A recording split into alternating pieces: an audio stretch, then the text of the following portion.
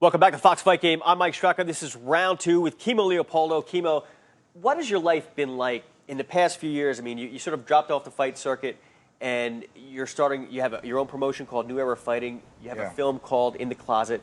What is going on with Kimo Leopoldo these days? You know, as you get older, you realize you ain't going to be able to engage your whole life. You know what I'm saying? Time starts to pass on. So I try to,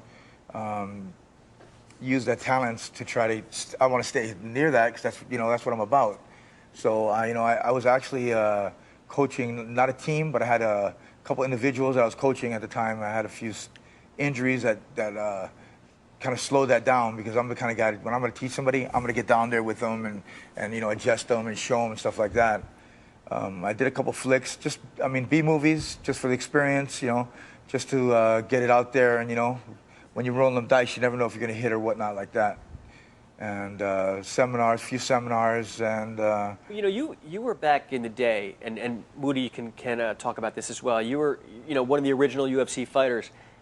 What is it like to see where the sport's come? At first, I was a little bit, the humanity inside of me, the humanness. I was a little bit jealous, because it wasn't even MMA when we fought. It was judo versus karate versus kempo, all these different styles, to where it evolved today, where it's MMA. Now it's looked more upon a sport than a blood sport. So we got sponsors in it. It's become mainstream. It's actually looked upon in a good light, not looked down upon. So fighters are making good money. So at first I was a little bit, bummed out about it because, like I was in the beginning, I wasn't going to last through all this, but lately I've been to a few shows that I've just experienced the camaraderie, the love between fighters that are actually competing with each other. And because of that sportsmanship and, that mentality that I just saw that love out there, I'm just proud that I was part of the beginning, man. In your prime, we were talking about this in the green room. In your prime, you were part of more of the kind of the outlaw period of the sport, and you were saying how the headbutt was a big part of your game early on. How do you think you would have, I mean, as you look at the landscape today, how do you think you would have fared if you were 27, 28 right now? How do you think you would have you'd fit in okay? Or you would be able to adapt that headbutting style, or, obviously not allowed to do that? I was saying earlier, headbutting style is like one of my main weapons, Yeah. You take somebody's main weapon away and you're limiting them to what they can do, for one. So, as a sport evolved, it took that away from me. So I no longer had the ability to perform some of my, my moves. Yeah. So it limited me.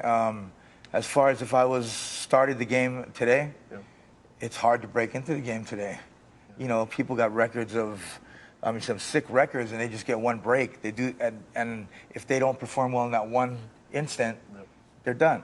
They got to go through it all over again. So I'm glad I was in the beginning because it was actually, like I said, more towards my abilities. And when you fought Bam Bam Bigelow, you beat the living daylights out of that guy. You ever look back on those fights and go, "Wow, I can't believe I used to do that for a living"? I look back on those fights and just thank God that it happened the way it happened.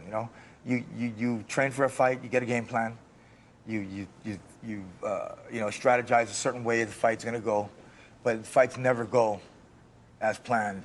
We saw Royce over at the UFC Fan Expo, and to see him today, he's very tall, very thin. What was it like fighting with him? It was the main thing about fighting with him was the first time I fought with no emotion, not angry towards my opponent. I had no emotional tie. Why not? Yeah. Because it was it was a sport, even though it was a hardcore. People looked at it as blood sport.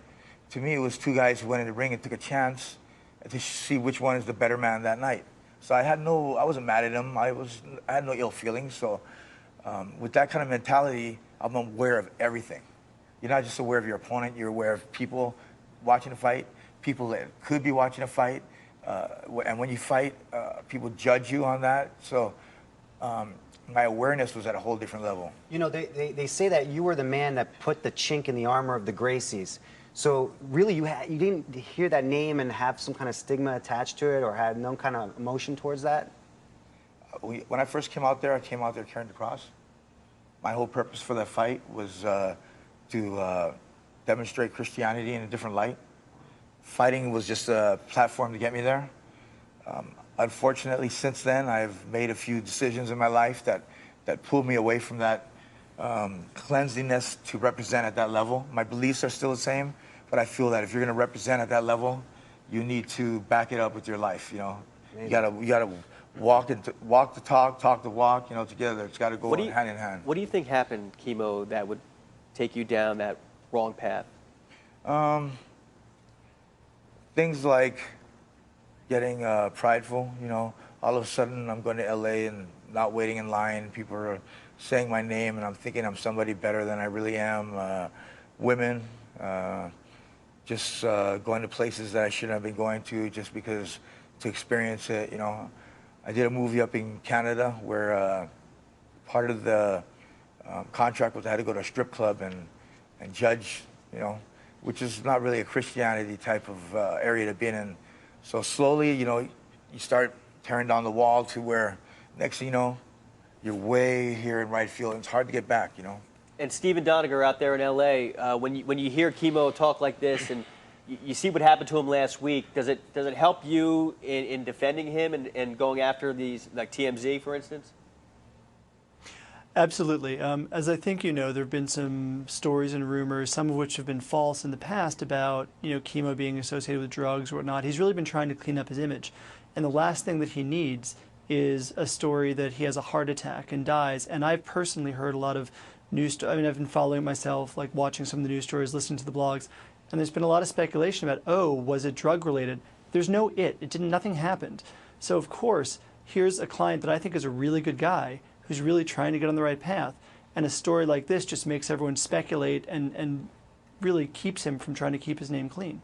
All right, round three coming up. We're going to talk about affliction, and we're going to talk about Fedor Emelianenko possibly going to the UFC. Stand by.